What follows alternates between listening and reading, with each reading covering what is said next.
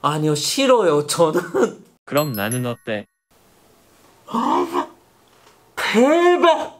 안녕하세요. 집에 있으면 전혀 오지 않을 것 같아 책이라도 봐서 리뷰를 하려고 하는 미망이 서재의 미망이입니다. 여러분, 얼마 전에 제가 이 두 영상을 올렸었는데요. 이 두 영상은 이런 내용이었습니다. 하나는 성경은 사본으로 구성되어 있다, 원본은 현재 소실되어 있다 라는 취지의 영상이었고요. 그리고 또 다른 하나는 성경 사본들 간에 가지고 있는 오류에 대해서 이야기를 했었습니다. 그리고 오늘은 그 마지막 순서로 이렇게 뿔뿔이 흩어져 있고 각각의 오류가 있는 사본들을 누가, 언제, 어떻게, 왜 현재의 성경의 모습으로 복원을 해 놓았는지에 관해서 여러분들께 이야기를 드리려고 합니다. 그래서 오늘 여러분들 앞에 소개할 책은 주님 성공하게 해주시옵소서. 주님, 알렉산더! 그래서 오늘 리뷰할 책은 알렉산더 아킬레스 피셔가 저술하고 김정은, 차준희, 베이숙, 하경택 교수님이 번역하였으며 대한성서공회에서 출간한 구약성서와 본문, 역사와 본문 비평, 비리스트 에르스트 바인의 비블리카 헤브라이카 입문서에 대한 새로운 개정을 리뷰를 하도록 하겠습니다. 와, 이거 찍는데 4분 5분이 걸리네. 와. 구약성서 사본에도 오류가 있었나요? 당연하죠. 제가 앞서 말씀드린 것처럼 구약성서도 현재 원문은 소실되었고 사본만 존재하며 이 사본들끼리로 서로 다른 내용을 가지고 있죠. 제가 이 영상에선 신약 위주로 다루었지만 구약 사본도 히브리어 철자로 인한 오류, 발음으로 인한 오류, 그리고 자신들 공동체 신학에 맞게 수정한 오류도 그래도 존재해요. 그런데 지금까지는 이런 오류들을 중심으로 이야기를 했으니 오늘은 이 오류에 관해서는 패스! 하고 구약을 보는 사람들이 이 오류를 어떻게 잡았는지에 관해서 한번 이야기를 해보도록 하죠. 구약의 사본은 언제 성경의 모습을 가지기 시작했나요?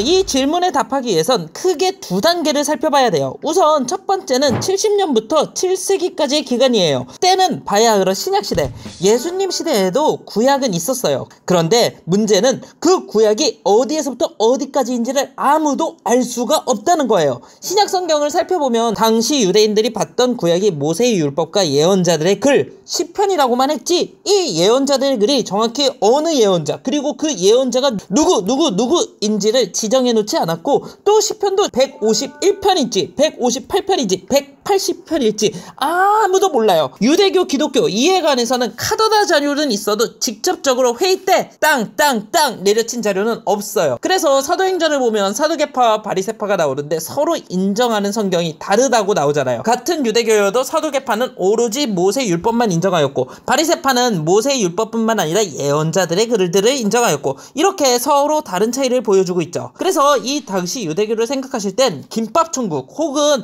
PC방 음식 같다고 생각하시면 될 것 같아요. 뭔가 특색 있는 하나의 메뉴를 밀기보다는 여러 메뉴가 정리가 안 되어서 나오던 시기, 요 시기까지가 바로 우리가 흔히 말하는 신약시대까지의 상황이에요. 그러다가 70년 김밥 천국과 같이 여러 메뉴를 파는 것 같은 유대교가 특색 있는 향토 음식점과 같이 특색을 가지는 시기가 와요. 유대인들과 로마의 관계 때문이에요. 70년 무렵 유대인들은 크게 두 무리로 나눠지기 시작해요. 하나는 Do you hear people sing? 이라는 노래처럼 로마에 항거하는 무리가 생겨나요. 그리고 또 다른 반대편에서는 로마에 무의미한 저항을 하지 말고 우선 살아남고 보자 라고 이야기하는 무리가 생겨요. 당연히 전자는 역사에서 사라졌고요, 후자만 남게 되었죠. 그리고 이 살아남은 유대인들은 자신들을 하나로 묶어줄 무엇인가를 찾기 시작했고, 이때 등장한 인물들이 바로 구약과 랍비들이에요. 이 당시 랍비들은 앞서 언급한 바리새파와 사두개파 논쟁에서 나온 성경의 범위를 먼저 확정지어요. 그것이 현재 개신교에서 말하는 구약의 범위죠. 그리고 이어서 이들은 사본들도 다시 정리하기 시작해요. 사본의 오류를 줄이기 위해서 각 본문에 있는 글자 수가 몇 개인지를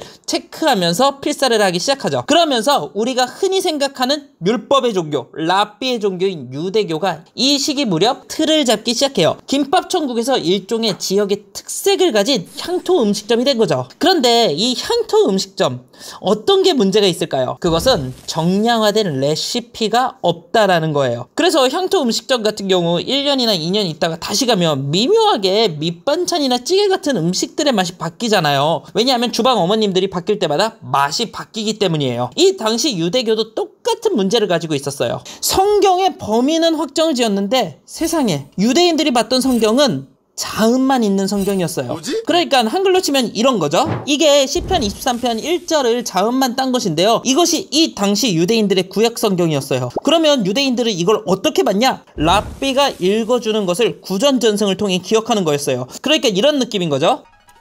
초보만? 천번만? 7번만 대추인들이 만든 거야. 700만 대추인들이 만든 거야. 대추인이 700만 해야 돼? 동국장이야? 이렇게 하는 거지. 자, 이렇게 되면 어떤 문제가 생길까요? 비슷하지만 입맛에 따라 다르게 해석하기 시작한다는 거죠. 그래서 누군가는 시편 23편을 나의 목자가 아니라 너의 목자시니 라고 하면서 야, 시편 23편은 하나님께 순종하라는 거야. 왜냐하면 지금 이 글을 읽는 너의 목자이시기 때문이야. 그러니까 하나님께 순종해 라는 식으로 이야기하는 사람도 있었을 거고, 또 누군가는 부족함이 없으리로라를 방자함이 없으리로라 라고 하면서 하나님 앞에서 방자하지 말지어다 라고 해석도 했을 수도 있겠죠. 그러면서 스승님이 누구냐에 따라 서로를 인식하는 성경 내용이 달라졌어요. 이때까지가 7세기 무렵 일이에요. 이게 첫 번째 과정이에요. 사실 유대인들이 이렇게 자음으로 된 성경을 가지고서 구전 전승을 해줬던 이유는 바로 성경 때문이었어요. 구약 성경을 보다 보면 이스라엘아 기억해라, 네 자녀가 묻거든 이렇게 대답해라 라는 이런 구절들이 있잖아요. 그래서 초기 유대인들 그리고 현대에도 좀 보수적인 유대인들은 구전 전승을 강조하고 있는 거죠. 그러다 이후 두 번째 시기가 와요. 바로 8세기에서 11세기 무렵 일이죠. 처음에는 자음 글자 수까지 체크해가면서 성경 전승의 오류를 막고자 했었는데, 결국 이것도 모음을 통일을 안 하다 보니까 점점 제각각이고 발음도 서로 안 맞기 시작한 거죠. 그래서 몇몇 유대인들은 이거는 아니다 라고 생각을 하며 랍비들의 해석이 아니라 문서로만 이야기를 전승하는 쪽을 선택했어요. 이 사람들을 카라이, 성서를 읽는 사람들이라고 하는데요. 당시 유대인들에게 이 사람들의 주장은 완전 와닿았어요. 심지어 이 책에 의하면 몇몇 랍비들조차도 이 카라이의 주장이 옳다고 여겼다고 할 정도니까요. 그래서 이 시기를 기점으로 유대인들은 자신들의 언어의 자음과 모음을 체계화하기 시작했어요. 그러면서 11세기 유대교 안에서 두 가문, 벤 아쉐르 가문과 벤 납달리 가문이 이를 꽤나 많이 확립하고 정리했어요. 이 책에 의하면 이 두 가문은 라이벌이라고 하기보다는 서로 교류하면서 모음 체계를 확립했다고 하네요. 그래서 여러분들 중에서 쉬운 성경 가지고 계신 분들 있잖아요. 쉬운 성경 앞부분을 보면 구약 성경 모음 체계는 벤 아쉐르판을 따르고 있다라고 나와 있는데, 이 벤 아쉐르판이라는 게 바로 이 가문에서 나온 모음 체계를 따르고 있다라는 뜻이에요. 그리고 카라이 운동을 시작해서 구약에 모음을 붙인 사람들을 학계에서는 마소라 학파, 마소라 학자들이라고 이야기하죠. 이후 16세기 벤 아쉐르 가문과 벤 납달리 가문의 전통을 하나로 모은 성서가 나와요. 바로 제2 랍비 성서라고 하는데, 이때 나온 성서가 현대 구약 성서의 모태가 된 거죠. 그러면 지금 구약은 이때의 구약인 것인가요? 그렇죠. 이때의 판본을 기초로 이제 구약학자들은 사본들을 비교하기 시작해요. 어느 사본이 보다 더 오래되었는지, 왜 이 사본에선 A라 했고 저 사본에선 B라고 한 이유에 관해서 탐구하며 구약 성서의 원본을 복원하는 작업을 시작하죠. 그리고 이 작업을 거의 독보적으로 해내는 그룹이 있어요. 바로 독일 쪽 학자들인데, 이들은 이쪽 분야에 있어서 거의 뭐 마이클 조던, 마이클 타이슨처럼 혼자서 치고 나간다는 생각이 들 정도로 연구의 결과물이 뛰어났어요. 독일 계열 학자들은 1906년에 앞서 언급한 마소라 학자들의 연구 결과를 기본으로 하여 원어 성서인 BHK판을 내요. 그리고 이 BHK는 1913년에 한 번 더 개정하고 1927년에서 37년 기간 동안 3판이 한 번 더 나오죠. 그리고 이후에 1967년에 4판이 나오는데, 이때 4판은 BHK가 아니라 BHS로 나오는데요. 이 BHS가 바로 여러분들 성경 표준 세번역에 들어간 구약 편집판이에요. 또 아직까지 이들의 라이벌이라고 하기엔 그렇지만 그래도 히브리 대학교에선 히브리 성서인 HUB를 출간하였고, 옥스퍼드에서도 히브리어 성서인 OHB도 있기는 하죠. 참고로 우리가 가진 개역개정 구약은 BHS를 중심으로 여러 판본들을 조금 더 추가적으로 번역했다라고 대한성서공회 홈페이지에선 나와 있네요. 그렇다고 뭐 이렇게 계속 편집판이 나오면서 내용이 확 바뀌냐? 뭐 그러지는 않아요. 그냥 좀 단어들이 몇 개 정도 바뀌는 것이긴 하지만, 아이러니하게도 성경시대와 멀어지면 멀어질수록 현대인들은 조금 더 원문에 가까운 성경을 가질 수 있게 되는 거죠. 그 외의 책에 대한 다른 평가는 없나요? 그 외에 평가할 요소는 책의 편집 디자인이 진짜 너무 좋았다라는 거예요. 요 근래 만난 책들 중에선 편집 디자인으로서는 진짜 최고라는 생각이 들었어요. 우선적으로 책 자체가 겉표지는 좀 얇고 내지가 약간 소리를 들어보시면 질감이 달라요. 이게 이 책 내지 디자인의 질감이고요. 그리고 일반 A4 용지 책 질감 확실히 다르죠. 그래서 책을 보는 내내, 그리고 책을 넘기는 요 소리나 재질 질감이 너무 좋았고요. 그리고 또 책 자체가 여기 보시면 알겠지만 여백 부분이 굉장히 작아요. 그래서 보기가 더 좋았어요. 사실 좀 신학책들이 보기 안 좋은 이유 중에 하나가 내용도 어렵고 번역도 정말 안 좋아서이기도 하지만, 책 편집 디자인이 하드커버지 씌우고 그리고 좀 두껍게 개론서 형식으로 나오기 때문에 신학생들한테 더 외면을 받는 상황이라고 저는 생각하거든요. 그런데 그에 비해서 이 책 같은 경우에는 좀 여백의 미 같은 것도 많이 줄여가지고 보는 독자로 하여금 편리했어요. 그리고 말씀드리고 싶은 거는 사진 같은 거, 책에 실린 사진 같은 게 굉장히 선명하게 잘 나와 있어요.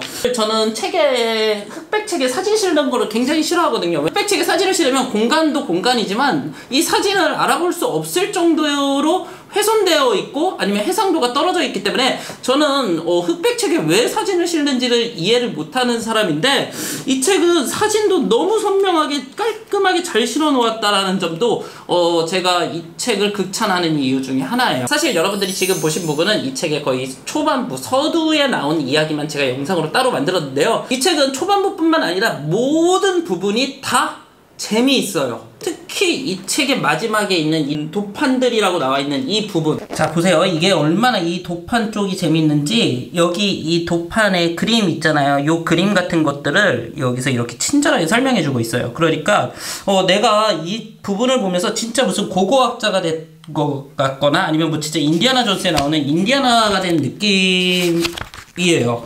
이거 같은 경우에는 여기 점 4개가 있잖아요. 이 점 4개가 사실은 하나님을 뜻하는 표식이래요. 그런데 이스라엘 사람들은 하나님의 이름이 너무 거룩하고 하나님의 이름을 망령되이 일컫지 말라고 하여서 글자로도 못 쓰고 이렇게 점으로 표시를 했다라는 거예요. 이게 이 부분이 어디냐면은 이사야 두루마리 쪽이라고 나와 있어요. 그리고 여러분 또 제가 재밌는 거 하나 보여드릴게요. 이게 쿰난 동굴에서 나온 문서래요. 쿰난 동굴에서 나온 전도서에 관련된 문서라는데, 대략 이제 기원전 2세기에서 기원 후 1, 2세기 무렵의 글자들인데요. 요 글자들 보면 좀 알아보기가 어렵잖아요. 그런데 이 히브리어도 이제 중세쯤에 오면은 요렇게 아까 제가 말씀드린 것처럼 모음을 붙이면서 이제 글자를 읽기 시작을 해요. 그리고 조금 더 이젠 모음이 체계화되고 단락쓰기가 되면은 이젠 요렇게 해서 딱 단락에 맞게 그나마 좀 이 글자가 무슨 글자인지, 이게 무슨 히브리어 글자인지를 알아볼 수 있게 이렇게 딱 표기가 되어 있게 되더라고요. 이 부분은 진짜 너무 정말 재밌게 잘 읽었어요. 제가 영상 인트로 때 여행 가는 거보다 이 책 보는 게 더 좋다라고 뭐 이렇게 영상을 찍었었는데 진짜 사실이에요. 저는 여름에 여행 가는 거보다 이 책에 있는 도판 부분 보는 게 훨씬 더 재밌고 훨씬 더 흥미로웠어요. 그리고 이 도판 부분에 있어서 제가 이해가 안 되는 부분은 막 제가 구글이나 아니면 다른 데에서 서치까지 하면서 이거를 재밌게 봤던 것 같아요. 신학생 여러분, 여름에 뭐 어디 휴가 갈 생각하지 말고 요거 읽으시기 바랍니다. 자, 이것으로 집에 있으면 전혀 보지 않을 것 같아 책이라도 봐서 리뷰를 하려고 하는 미망이 서재, 알렉산더 아킬레스 피셔가 저술하고 김정훈, 차준희, 베이숙, 하경택 교수님이 번역하였으며 대한성서공회에서 출간한 구약성서와 본문, 역사와 본문 비평, 에르스트 비르트바이레. 자, 이것으로 집에 있으면 전혀 보지 않을 것 같아 책이라도 봐서 리뷰를 하려고 하는 미망이 서재, 알렉산더 아킬레스 피셔가 저술하고 김정훈, 차준희, 베이숙, 하경택 교수님이 번역하였으며 대한성서공회에서 출간한 구약성서 본문, 역사와 본문 비평, 에르스트 비르트바일의 비블리아 헤브라이카 입문서에 대한 새로운 개정 리뷰 마치도록 하겠습니다. 끝까지 봐주신 모든 분들 감사합니다. 다음에는 신약으로 돌아올게요. 이 책을 보면서 느꼈던 게, 누군가가 보기에는 국뽕일 수도 있겠지만 세종대왕하고 집현전학자들이 진짜 대단하다는 생각이 들었어요. 아니, 유대인들도 자기들 글자, 자음이 있는 상태에서 이제 모음을 체계화하는 데에도 시간이 되게 많이 오래 걸렸고 막 몇 세기에 걸쳐서 막 여러 가문들이 달라붙어서 막 이렇게 모음을 체계화했는데, 한글은 세종대왕이 이제 집현전학자들하고 약간 거의 한 큐에 만들다시피 했잖아요. 그래서 우리가 한글 창제는 이제 세종대왕이다 딱 이렇게 이야기를 하는 거라고 하는 걸 봤을 때는 진짜 어떻게 보면 세종대왕하고 집현전학자들이 진짜 천재이지 않았을까.